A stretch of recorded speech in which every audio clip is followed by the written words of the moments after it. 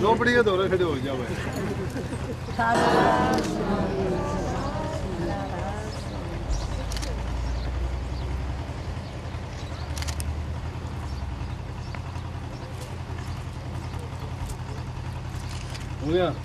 हो गया भाई।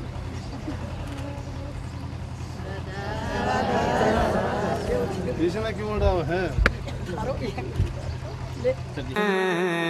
गुरु नाम सुमर छिन छिन में, गुरु ध्यान धरो तुम मन में, गुरु नाम सुमर छिन छिन में, गुरु ध्यान धरो तुम मन में, गुरु नाम सुमर छिन छिन। यही जुगत है भव से तिरना क्यों होता हैरान, तज आस जगत की भज लेना निज नाम, तज आस जगत की भज लेना निज नाम, भज लेना निज नाम, तज आस जगत की भज लेना निज नाम। सतगुरु स्वामी राधा स्वामी दयाल की दया, राधा स्वामी सहाय, राधा स्वामी। प्यारे सत्संगी भाइयों, माताओं, बहनों, नौजवान साथियों, बच्चों, जितने भी आप सत्संगी प्रेमी आए हुए हैं, जितनी देर सत्संग हो शांति से बैठ के सत्संग का लाभ उठाएं।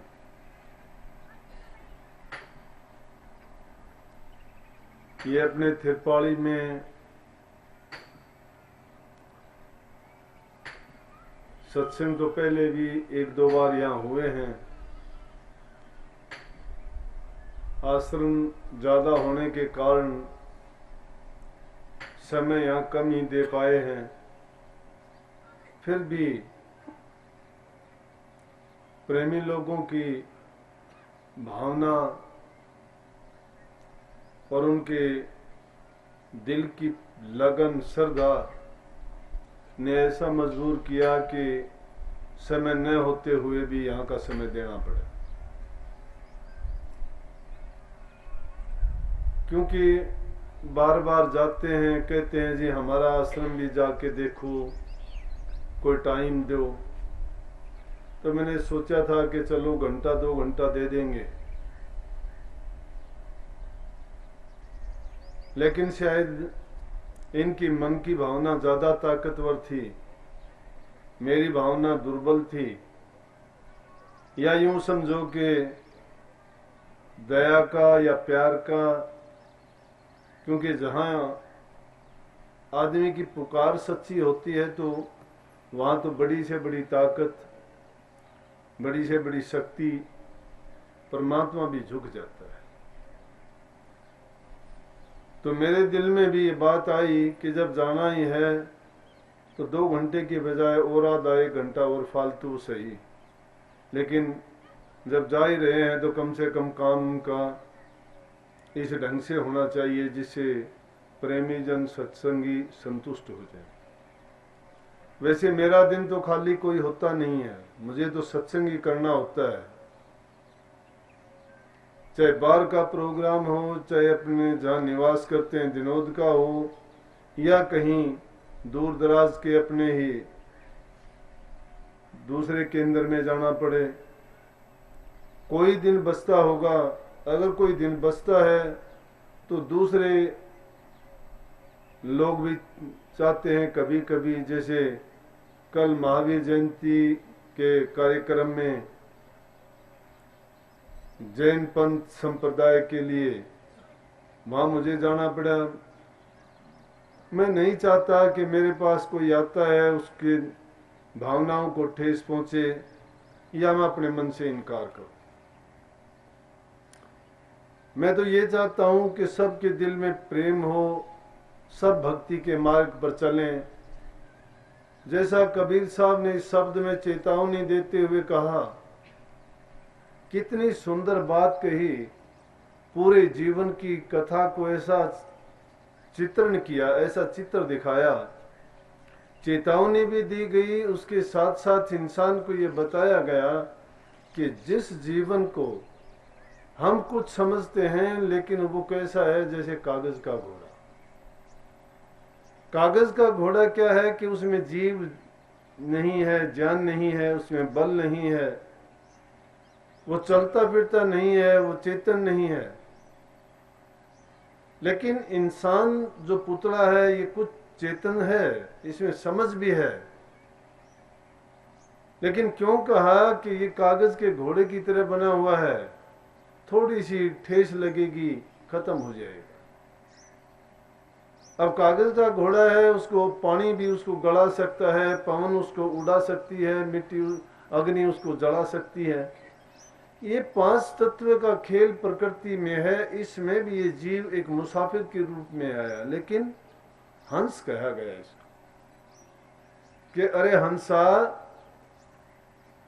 तेरा जीवन तो ऐसा ही है, लेकिन अगर तुम प्रभु की भक्ति के मार्ग पर चलेगा तो तेरा जीवन कामयाब हो जाएगा।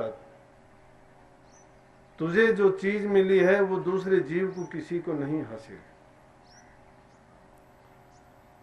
क्योंकि इंसान की योनि में ही तुझे वो गुण प्राप्त हैं। इंसान की योनि में ही तू भक्ति करने के निमित्त आया है। इंसान के रूप में ही तुझे गुरु हासिल होगा। इंसान के रूप में ही तुम सत्संग और आपस में लोगों के संग बैठ के उनके दिलों की भावना और बातों को सोच के जान के अपने जीवन को सफल और कामयाब कर सकेगा। अगर मानव चोला प्राप्त करके जिसने गुरु की दीक्षा नहीं ली और सत्संग में बैठ के अपने जीवन को सफल नहीं किया या उसने प्रभु भक्ति नहीं की, तो उसका जीवन में आना बेकार हो गया। लेकिन यहाँ है क्या, इंसान बिना समझ के, बिना शिक्षा के, ज्ञान असल में किसको कहते हैं? ज्ञान ये नहीं है यूं तो हमें खाने का, पीने का, उठने का, बैठने का, सोने का, जागने का, पहनने का, हर प्रकार के ज्ञान हासिल हैं, लेकिन ये ज्ञान नहीं है। कही है महापुरुषों ने तो कि और ज्ञान सब ज्ञान नीर ब्रह्म ज्ञान सोई ज्ञान। असल में ज्ञान है क्या चीज? जो ब्रह्म का ज्ञान है, वो ज्ञान जिसको हासिल हो जाता है वो ज्ञान है। क्योंकि ब्रह्म ज्ञान के हासिल किए बिना इंसान को पता नहीं होता कि मैं और दूसरे जीवों में सुप्रीम कैसे हूं। इस 84 लाख के खेल में 84 लाख योनियां हैं और वो 84 लाख योनियों में 4 खान में बटे हुए हैं जीव। 9 लाख प्रकार के जल के जीव हैं, 10 लाख पखेरु जान, 11 कीट भृंग और 30 लाख पशु बखांड, और इनमें 4 लाख इंसान हैं। इंसानों में कैसे इंसान आप कहोगे देखे नहीं, उनमें देवता हैं, किन्नर हैं, गंधर्व हैं, देव हैं, राक्षस हैं, इंसान हैं, और कितनी ऐसी योनियां हैं। ये भी 4 लाख प्रकार के हैं, एक प्रकार के नहीं हैं। 30 लाख प्रकार की पशु योनि बताई गई है। लेकिन धन्य इन इंसानों में 4 लाख प्रकार में कौन से हैं? वही धन्य हैं जो प्रभु की भक्ति करते हैं। क्योंकि दूसरी योनि भी हैं, उनमें भी वही कार्रवाई होती है, खाना पीना, जीना, संतान पैदा करना, रोजी रोटी, अपने पेट पालने का साधन जुटाना। क्योंकि जब जीवन है, जहां जीव को जीवन मिला है, तो उसको इन चीजों का जरूरी है कि जीवन के लिए उसको खाने पीने का, रहने का इंतजाम करना ही पड़ता है। लेकिन सब योनियों में घूमने के बाद इंसान का चोला मिलता है। और इंसान का चोला मिलने के बाद हमने इसको विषय विकारों में, शराब कबाब के नशों में, गंदे कर्म करने में, पाप वृत्ति बना करके अपने जीवन को बर्बाद करने में अगर लगा दिया तो यूं समझो कि जो अवसर मिला था हमने उसको यूं ही गंवा दिया। अब देखते नहीं है हालत कितने प्रकार के ये जीव ऐसे बंधनों से, ऐसे दुर्व्यसनों से, ऐसी बीमारियों से जकड़ा हुआ है। लेकिन रास्ता कौन दिखाएगा? सतगुरु दिखाएगा। सतगुरु क्यों कहते हैं कि वो सत्य का ज्ञान, ब्रह्म का ज्ञान देता है। और ब्रह्म का ज्ञान क्या है? कि ब्रह्म का ज्ञान यह है कि तू जिस जगह से आया है तू परमात्मा का अंश है। और इसमें दुनिया में ये तेरा काया तो एक पावनी है। पावनी किसको कहते हैं? जिस प्रकार से कोई किसी के चंद दिन के लिए आके रुकता है मेहमान की तरह से, और हंस इसमें बटेऊ की तरह है। तो ये काया तो तुम्हारी पावनी है, हंस इसमें बटेऊ है। ये कितने दिन यहाँ रुकेगा? ये काया है 5 तत्व से बनी है। जब भी किसी तत्व की कमो बेशी होती है, हमें रोग होता है, तकलीफ होती है, बीमारी होती है। अपने प्रारब्ध के खोटे मंदे कर्म किए हुए हैं, वो भोगने के लिए हम आए हैं। लेकिन आज के कर्म को जब नहीं विचारते हैं कि आज हम क्या कर रहे हैं, क्या करना चाहिए था, क्यों करें, जब ये इंसान इस चीज को समझ जाता है तो समझो कि वही अपने जीवन को सफल और कामयाब कर पाता है। क्योंकि संसार में आए किस लिए थे? आए जगत में क्या किया? तन पाला क्या पेट? क्या किया? किया तो तन को पाला या पेट को भरते रहे। रात गवाई सोए कर, दिवस गवाया खाए, हीरा जन्म अनमोल थार कोड़ी बदले जाए। ये ऐसा अनमोल जीवन था जिसकी कीमत हीरे मोती लालों से भी कहीं ज्यादा अच्छी थी, लेकिन उसकी कोडी बदले जा रही है। हीरे मोती की जब कोडी बदल जाए तो क्या कीमत रहेगी? कुछ भी नहीं रहा।